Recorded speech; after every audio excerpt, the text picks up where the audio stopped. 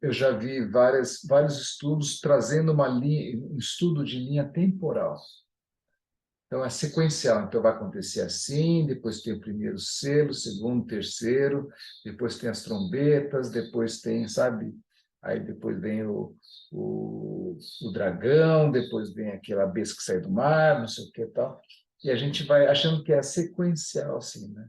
Mas o livro de Apocalipse, né? Como a gente lê aqui no versículo 1, capítulo 1, versículo 1, né? Fala que é a revelação de Jesus Cristo que Deus lhe deu para mostrar aos seus servos o que em breve há de acontecer, né? E quando a gente vê assim, em breve, em breve, em breve, na nossa cabeça é assim, nossa, estamos no final do mundo, final dos tempos e vai acontecer amanhã. Aí vem aquelas mensagens catastróficas, né? Não, agora vai vir assim, o alinhamento de 7 estrelas, dos planetas, não sei o que e tal, né? Isso eu ouvi 30 anos atrás, né? Alinha os planetas, não acabou o mundo. Diz que 2012 acabou o mundo, não acabou o mundo. Mas, na verdade, assim, o foco não é o final do mundo. O foco do livro de Apocalipse é a revelação de Jesus Cristo, né? Acho que senão a gente perde aquela coisa, né, catastrófica e tal, né? E não é essa a intenção, né? A intenção aqui, né, do autor que escreveu o livro de Apocalipse é a revelação de Jesus Cristo.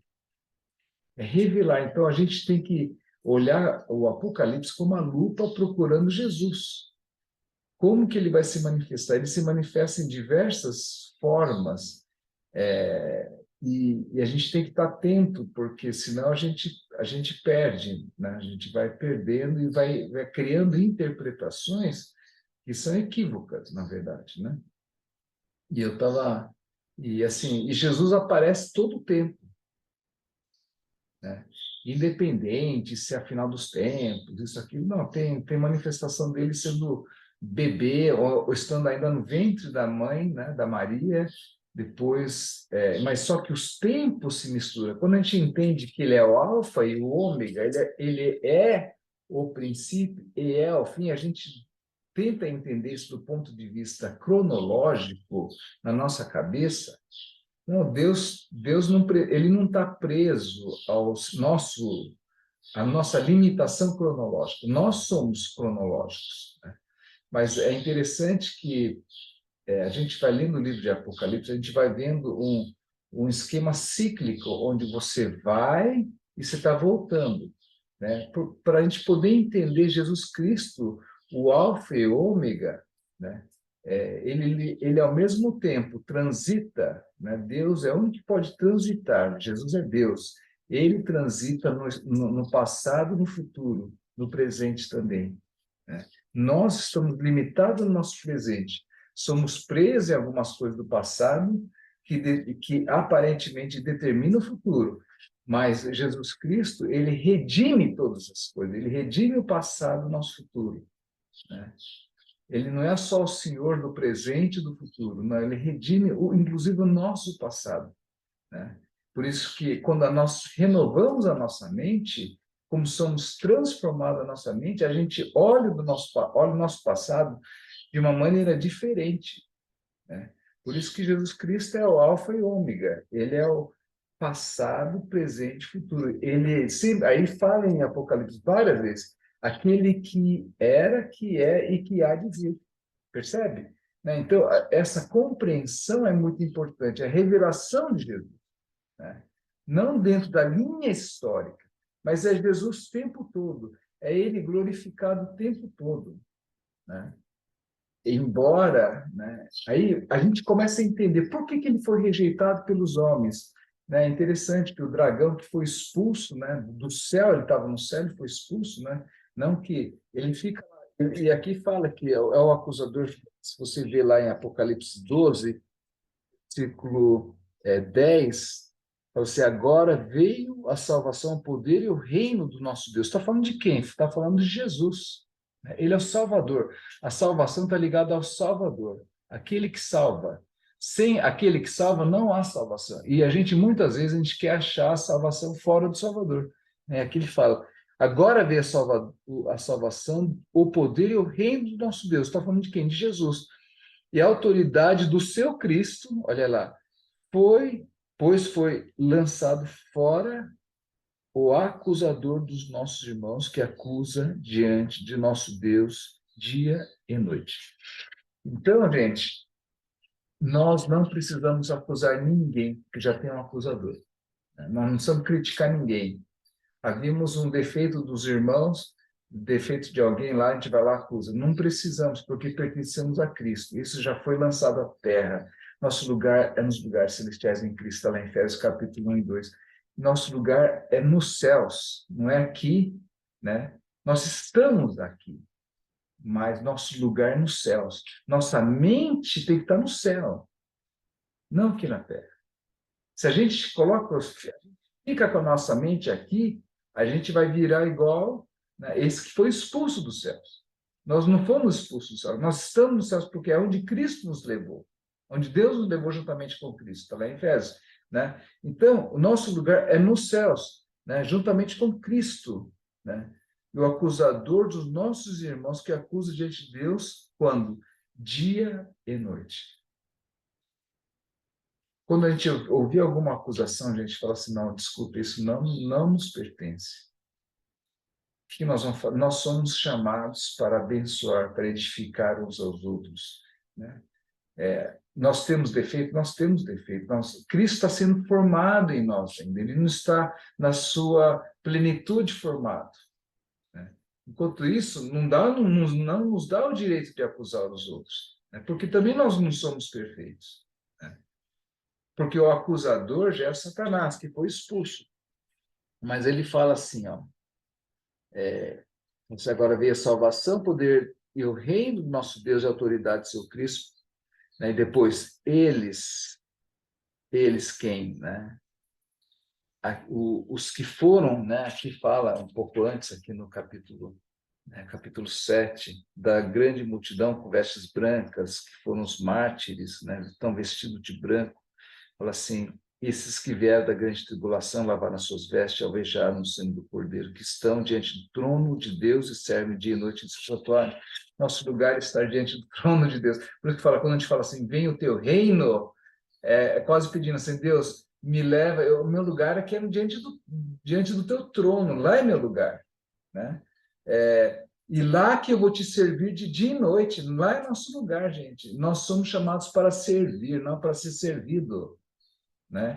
E aqui fala assim, eles, né? Tá falando de nós que venceram pelo sangue do Cordeiro e pela palavra do testemunho que deram diante da morte, não amaram a própria vida. Gente, nós somos chamados para morrer, primeiro para morrer para nós mesmos. E se for preciso, a gente dá a nossa própria vida em prol do reino de Deus, né? Aqui está falando, capítulo 7 já falou sobre isso.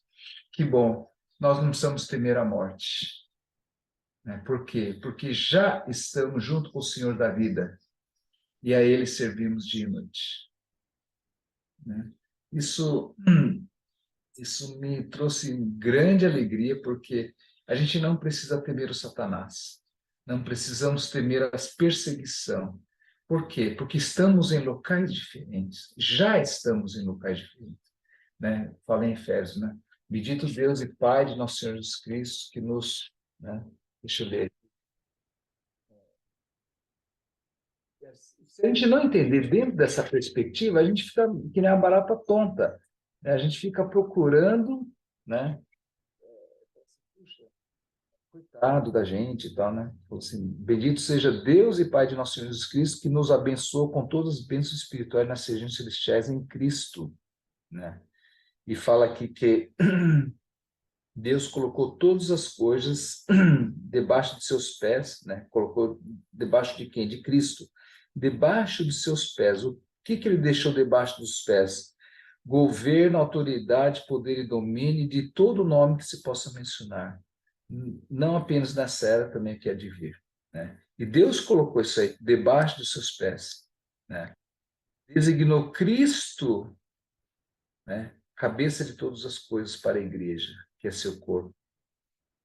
Igreja que é seu corpo, Quem que é a igreja? Somos nós. O que é o corpo? A plenitude daquele que enche todas as coisas, em toda e qualquer circunstância. Onde nós estamos em Cristo, Cristo é a cabeça, nós somos o corpo. Né? Ok, Ney, estou terminando aqui. Ele fala que eles venceram pelo sangue do Cordeiro e pela palavra, o testemunho que deram diante da morte. Que a constância de Cristo esteja em nós, sabe? Em meio às dificuldades, eu vou só terminando, dando só um pequeno testemunho, né?